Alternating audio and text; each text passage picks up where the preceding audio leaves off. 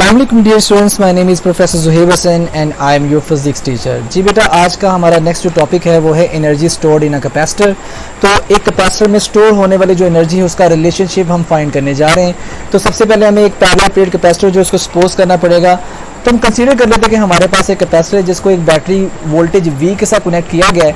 Initially switch off होने की वजह से तो उसका जो इनिशियल वोल्टेज था वो 0 था, और जैसे ही आपने स्विच ऑन किया तो उसके ऊपर वोल्टेज V आ गया और उसकी प्लेट्स के ऊपर जो कैपेसिटर की प्लेट्स के ऊपर जो चार्ज स्टोर हो गया वो Q है।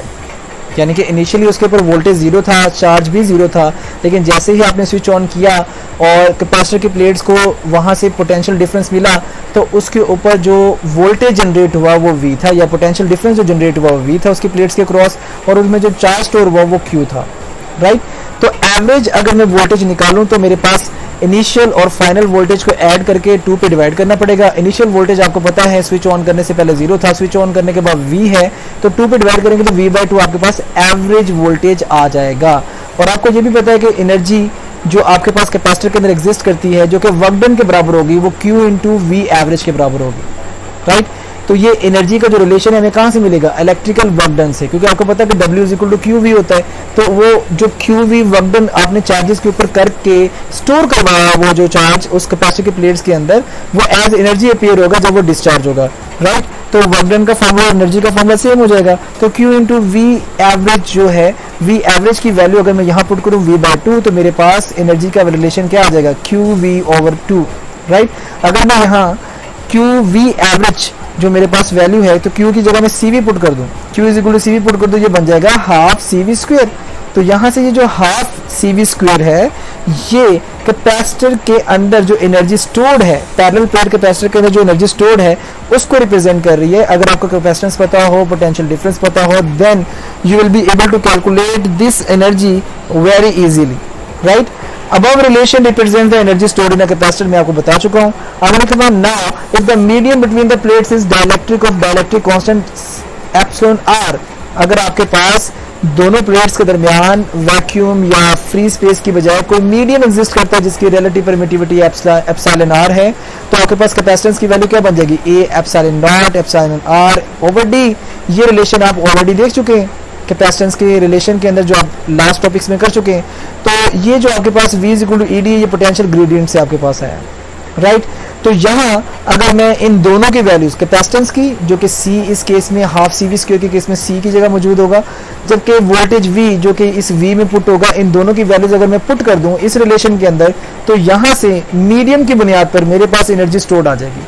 तो यहाँ आप देख रहे हैं कि हाफ एज इट इज आएगा, C की जगह वैल्यू पुट कर दी, V की जगह वैल्यू पुट कर दी, दोनों को मल्टीप्लाई करके आपने देखा तो energy is equal to half epsilon naught epsilon r E square into AD आ रही है। अब ये वो एनर्जी है जो एक्चुअली उस कैपेसिटर की प्लेट्स के अंदर पैरेलल प्लेट कैपेसिटर के अंदर स्टोर है on the behalf of its medium, right, जो कि रिलेटिव परमिटिविटी और एब्सोल्यूट परमिटिविटी भी आपने यहाँ लिखी हुई है। अब ये तो थी एनर्जी। अगर मैं वॉल्यूम के लिहाज से एनर्जी को फाइंड करना चाहता हूं तो आपको पता है कि यहाँ अगर आपने एरिया और डिस्टेंस को मल्टीप्लाई किया हुआ तो एरिया और डिस्टेंस मिलकर आपको क्या देते हैं? वॉल्यूम। अगर मैं इस वॉल्यूम को उठाकर दूसरी तरफ ले जाऊं एनर्जी वाली साइड पे तो वो निकल आएगा एनर्जी पर यूनिट वॉल्यूम, और एनर्जी पर यूनिट वॉल्यूम किसी कैपेसिटर के अंदर स्टोर होने वाली एनर्जी उसके वॉल्यूम के लिहाज से क्या कहलाती है? एनर्जी डेंसिटी कहलाती है। तो बाकी रिलेशन क्या बचेगा? Half epsilon naught epsilon r E square. Now this relation represents energy density, जबकि अगर यहाँ AD मल्टीप्लाई कर दिया जाके जो कि वॉल्यूम था तो वो खाली एनर्जी को रिप्रेजेंट करेगा। तो इसलिए आपने एनर्जी डेंसिटी और खाली एनर्जी के रिलेशन को आपस में कंफ्यूज नहीं करना। अक्सर बच्चे दोनों रिलेशंस को आपस में कंफ्यूज करके गलत रिलेशन इस्तेमाल कर लेते हैं। जी, एनर्जी डेंसिटी की जो डेफिनेशन यहाँ लिखी हुई है, it is defined as energy stored in the electric field between the plates of capacitor per unit volume of the dielectric, right.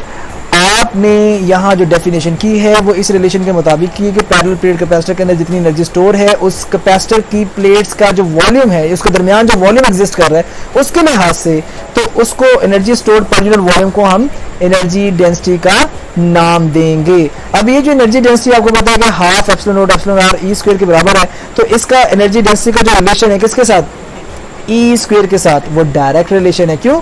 क्योंकि एप्सिलॉन नॉट एप्सिलॉन r ये तो कांस्टेंट वैल्यूज होंगी फॉर अ पर्टिकुलर मीडिया। जी, जो E square है ये energy density के साथ direct relation में आ जाएगा। तो ये हमने लिखा है energy density is directly proportional to E square, right, where half epsilon naught epsilon r is equal to constant. इसका मतलब एनर्जी डेंसिटी सिर्फ एक ही पैरामीटर पे डिपेंड करती है, that is what, that is electric field intensity.